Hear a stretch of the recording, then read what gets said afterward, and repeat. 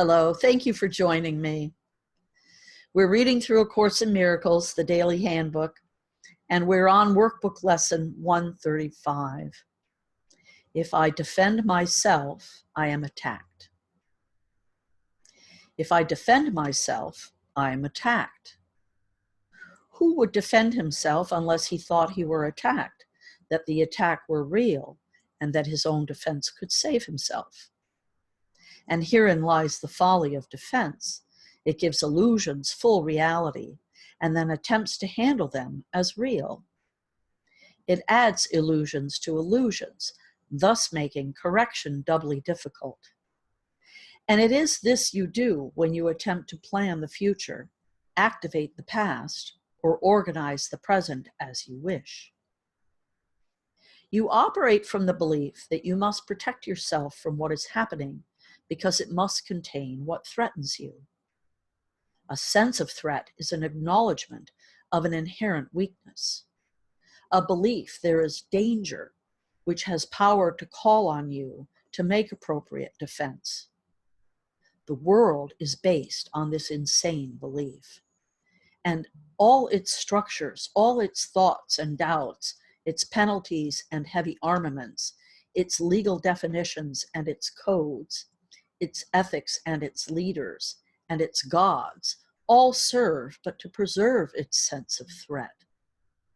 No one walks the world in armature, but must have the terror striking at his heart. Defense is frightening. It stems from fear, increasing fear as each defense is made.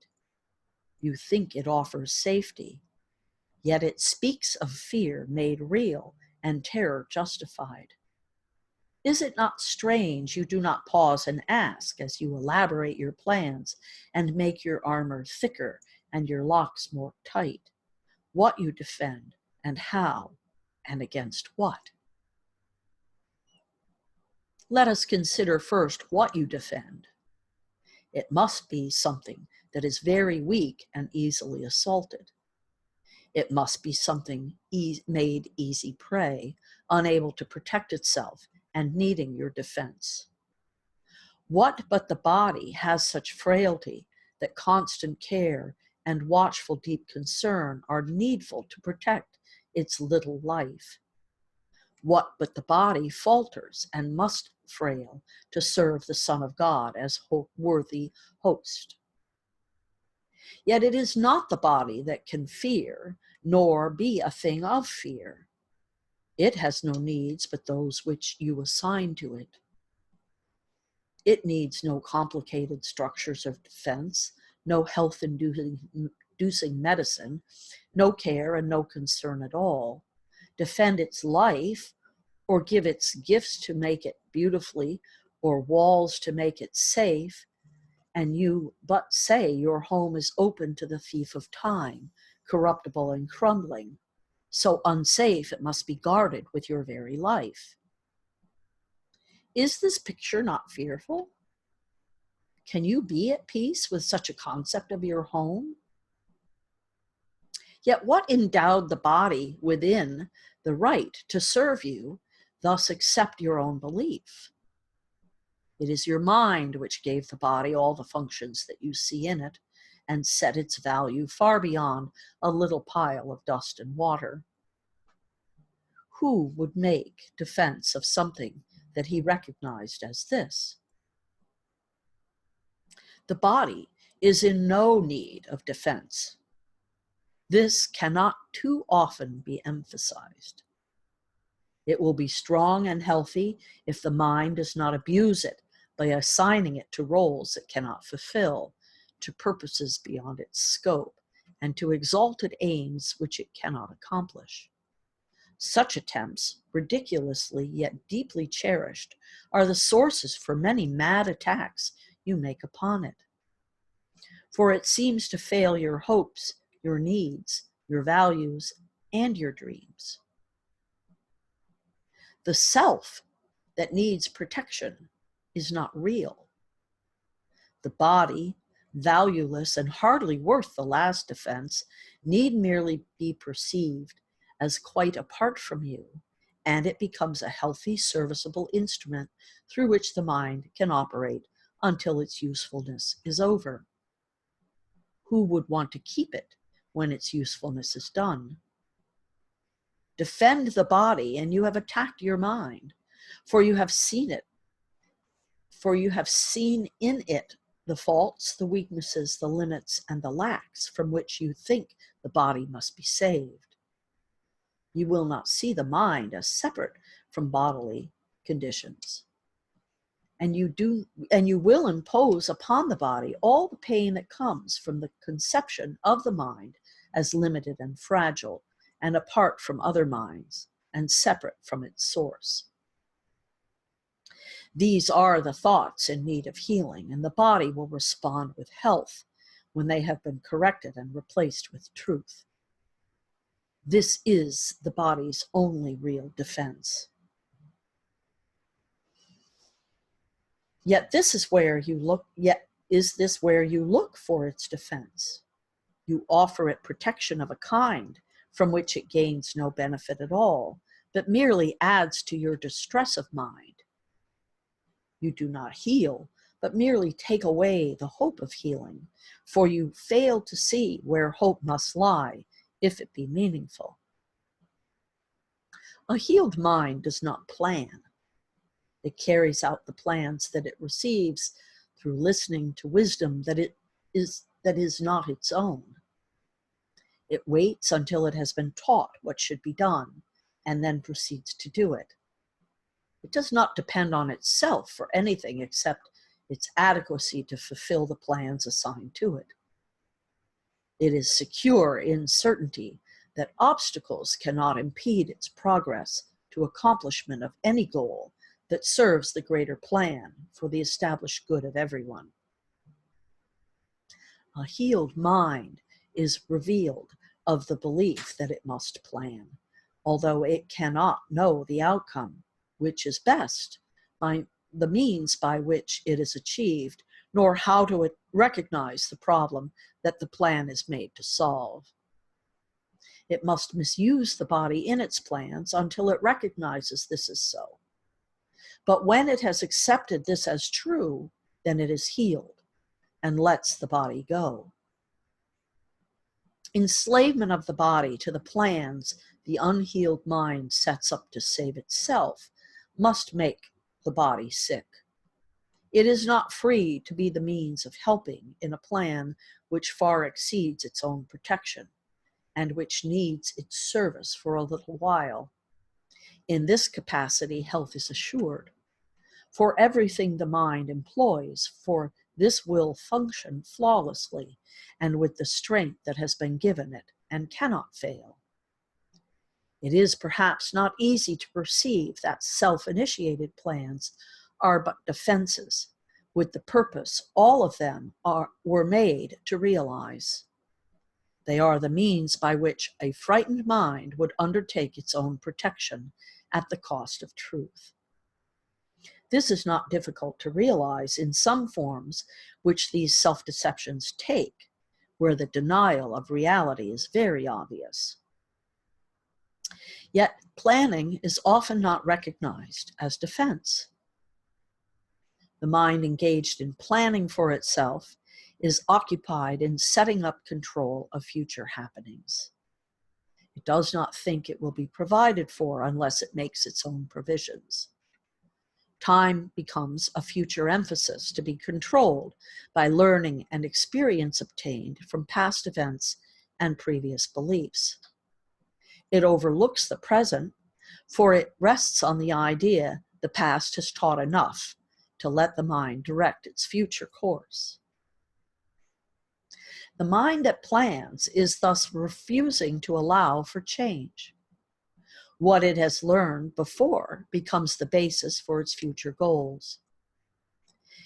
Its past experience directs its choice of what will happen, and it does not see that here and now is everything it needs to guarantee a future quite unlike the past, without a continuity of any old ideas and sick beliefs. Anticipation plays no part at all, for the present confident directs the way. Defense are the plans you undertake to make against the truth. Their aim is to select what you approve and disregard what you consider incompatible with your beliefs of your reality. Yet what remains is meaningless indeed, for it is your reality that the threat which your defenses would attack, obscure, and take apart and crucify. What could you not accept if you but knew that everything that happens, all events past, present, and to come, are gently planned by one whose only purpose is your good? I'm going to read that again because it's really important. What would you not accept if you but knew that everything that happens, all events, past, present, and to come, are gently planned by one whose only purpose is your good? Perhaps you have misunderstood his plan, for he would never offer pain to you. But your defenses did not let you see his loving blessing shine in every step you ever took. While you made plans for death, he led you gently to eternal life.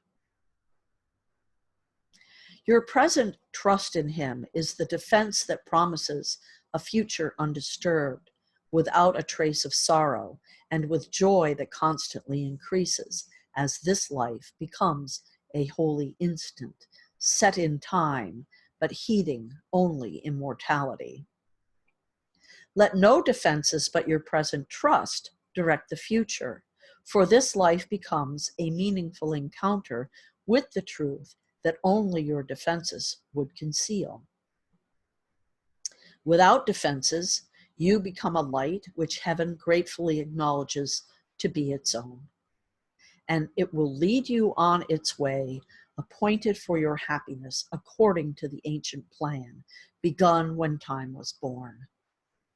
Your followers will join their light with yours, and it will be increased until the world is lighted up with joy. And gladly will your brothers lay aside their cumbersome defenses, which availed them nothing and could only terrify. We will anticipate that time today with present confidence, for this is part of what was planned for us. We will be sure that everything we need is given us for our accomplishment of this today. We make no plans for how it will be done, but recognize that our defenselessness is all that is required for the truth to dawn upon our minds with certainty. For 15 minutes twice today, we rest from senseless planning and from every thought that blocks the truth from entering our minds. Today we will receive instead of plan, that we may give instead of organize. And we are given truly as we say, if I defend myself, I am attacked. But in defenselessness, I will be strong, and I will learn what my defenses hide. Nothing but that. If there are plans to make, you will be told of them. They may not be the plans you thought you were needed, or nor the answers to the problems which you thought confronted you. But they are answers to another kind of question, which remains unanswered, yet in need of answering, until the answer comes to you at last. All your defenses have been aimed at not receiving what you will receive today. And in the light and joy of simple trust, you will but wonder why you ever thought you must be defended from release. Heaven asks nothing. It is hell that makes extravagant demands for sacrifice. You give up nothing in these times today, when, undefended, you present yourself to your Creator as you really are. He has remembered you. Today you will remember him. For this is Easter time in your salvation. and you rise again from what was seeming death and hopelessness. Now is the light of hope reborn in you, for now you come without defense to learn the part for you within the plan of God. What little plans or magical beliefs still have some value when you have received your function from the voice of God Himself? Try not to shape this day as you believe would benefit you most, for you cannot conceive of all the happiness that comes to you without your planning. Learn today, and all the world will take this giant stride and celebrate your Easter time with you. Throughout the day, as foolish little things appear to raise defensiveness in you and tempt you to engage in weaving plans, remind yourself this is a special day for learning, and acknowledge it with this: this is my Easter time, and I would keep it holy. I will not defend myself, because the Son of God needs no defense against the truth of His reality.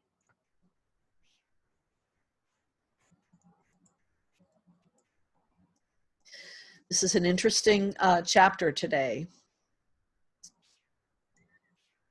So for 15 minutes twice a day, we rest from senseless planning and from every thought that blocks the truth from entering our minds. Today we will receive instead of plan, that we may give instead of organize.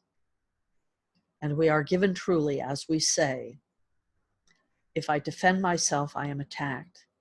But in defenselessness, I will be strong, and I will learn what my defenses hide.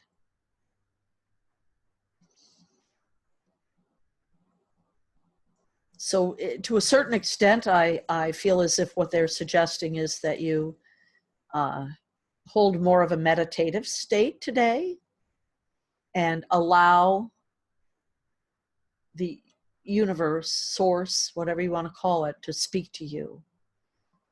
So it says, if there are plans to make, you will be told of them. So be open today to allow things to shift. You probably woke up with a plan. We usually all do wake up having a plan. So consider abandoning your plan today and doing what you feel called to do, moved to do. Let me know how it goes. So I am here if you need me. You can reach out at 907-351-3003. My dog is moving in my lap, and that's why the computer is jumping around so much. I apologize. And I will see you tomorrow. Namaste.